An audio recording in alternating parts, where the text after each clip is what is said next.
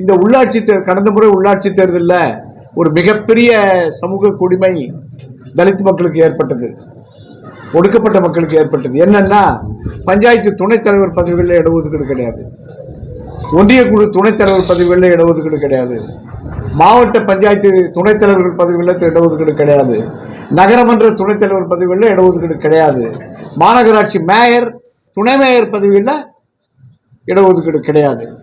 இப்படி இடஒதுக்கீடு மறுபக்கப்பட்டதே ஆயிரக்கணக்கான பதவி, ஆயிரக்கணக்கான பதவிகள் தலித் மக்களுக்கு கிடைக்க வேண்டிய பதவிகள் தரப்படாமல் ஏமாற்றப்பட்டு வஞ்சிக்கப்பட்டு பழிவாங்கப்பட்டனர்.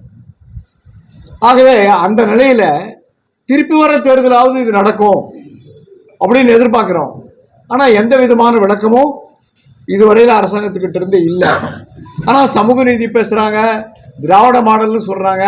பக்கத்தில் இருக்கிற கர்நாடகால, தெலுங்கானால, ஆந்திராவில், கேரளாவில், ஏன் வட மாநிலங்களில் எல்லா மாநிலங்களிலும் இந்த துணைத் தலைவர் பொறுப்புகளில் இடஒதுக்கீட்டு முறை இருக்கு, தமிழ்நாட்டில் மட்டும் இல்லை. ஆனால் இங்கே தான் சமூக நீதி பேசுகிறாங்க, இது பெரியார் மண்னு சொல்கிறாங்க, இது திராவிட மண்னு சொல்கிறாங்க, திராவிட மாடல்னு சொல்கிறாங்க. ஆனால் இங்கே இல்லை. இதுக்கு இதுவரையில் தெளிவான விளக்கமே தமிழக அரசிடமிருந்து இல்லை. இந்த பதிலை நாங்கள் எதிர்பார்க்கிறோம்.